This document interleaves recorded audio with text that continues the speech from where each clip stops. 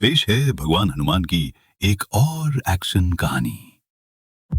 हनुमान और मायावी ब्रह्म राक्षस लंका विजय कि कई वर्षों बाद जब अयोध्या में राम राज्य स्थापित था, तब भी ब्रह्मांड के कोनों में दुष्ट शक्तियां सिर उठाती रहती थीं। ऐसी ही एक शक्ति थी ब्रह्म राक्षस। वो कोई साधारण असुर नहीं था। उसे माया और भ्रम रचने में महारत हासिल थी। वो युद्ध में बल से नहीं, बल्कि बुद्धि और छल से वार करता था।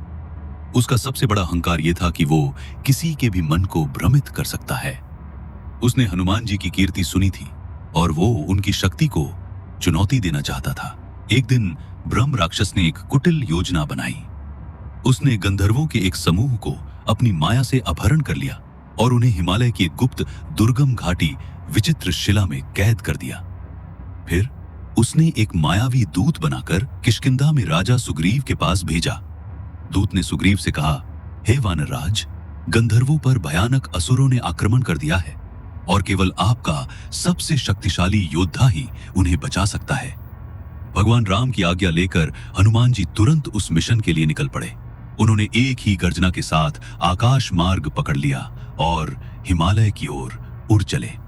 जैसे ही हनुमान जी ने विचित्र शिला घाटी में प्रवेश किया, उन्हें कुछ अजीब लगा। हवा शांत थी, फिर भी पत्थर अपनी जगह से हिलते हुए प्रतीत हो रहे थे। रास्ते अजीब तरह से मुड़ रहे थे। हनुमान जी समझ गए कि यह कोई साधारण स्थान नहीं है। अचानक उन्होंने देखा कि उनकी माता अंजना एक चट्टान के किनारे पर खड़ी होकर मदद के लिए पुकार रही हैं। हनुमान जी का हृदय एक पल के लिए कांप गया और वे उस ओर दौड़े। लेकिन जैसे ही वे पास पहुंचे, माता अंजना का शरीर धुएं में बदल गया और नीचे गहरी खाई दिखने लगी। ये ब्रह्म राक्षस का पहला जाल था। हनुमान जी सतर्क हो गए। उन्होंने अपनी आंखें बंद की और अपने हृदय में प्रभु श्री राम का ध्यान किया। श्री राम, जय राम, जय जय राम। इस मंत्र की शक्ति से उनकी दिव्य दृष्टि जागृत हो गई। अब उन्हें माया के धागे दिखाई देने लगे।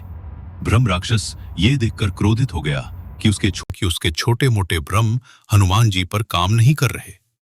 उसने अपना सबसे शक्तिशाली भ्रम रचा। हनुमान जी ने देखा कि उनके सामने स्वयं उनके प्रभु श्री राम खड़े हैं, लेकिन प्रभु राम के चेहरे पर मुस्कान नहीं, बल्कि निराशा थी। उस मायावी राम ने कहा, हनुमान, तुम असफल रहे। तुम इन गंधर्वों को नहीं बचा सकते। यह दृश्य किसी भी भक्त के लिए सबसे बड़ा प्रहार था। एक पल के लिए हनुमान जी का विशाल शरीर ठहर गया। उनकी आंखों में पानी भर आया।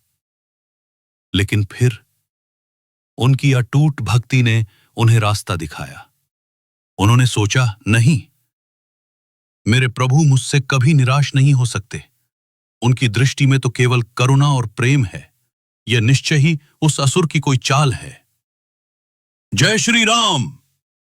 इस गर्जना के साथ हनुमान जी ने अपनी गदा को पूरी शक्ति से जमीन पर दे मारा। उस प्रहार से पूरी घाटी कांप उठी। भ्रम का पर्दा फट गया और असली दृश्य सामने आया। सारे पहाड़, रास्ते और खाई गायब हो गए और हनुमान जी ने खुद को एक विशाल गुफा के केंद्र में पाया, जहां सामने सिंहासन पर ब्रह्म राक्षस बैठा कांप रहा था। गंधर्व पास में ही एक मायावी जाल में कैद थे। ब्रह्म राक्षस ने अपनी हार होते देख खुद के हजारों प्रतिबिंब बना लिए और सब एक साथ हनुमान जी पर टूट पड़े। हनुमान जी मुस्कुराए। उन्होंने अपनी शक्ति का उपयोग करने का निश्चय किया। पहले उन्होंने अपना पंचमुखी विराट रूप धारण कर लिया। उनके अचानक विस्तार से एक ऐसी शक्तिशाली ऊर्जा की लहर पैदा हुई कि ब्रह्म राक्षस के सारे नकली प्रतिबिंब एक ही पल में नष्ट हो गए। असली असुर अकेला और शक्तिहीन होकर जमीन पर गिर पड़ा। हनुमान जी ने एक ही छलांग में मायावी जाल को तोड़कर गंधर्वों को मुक्त कराया।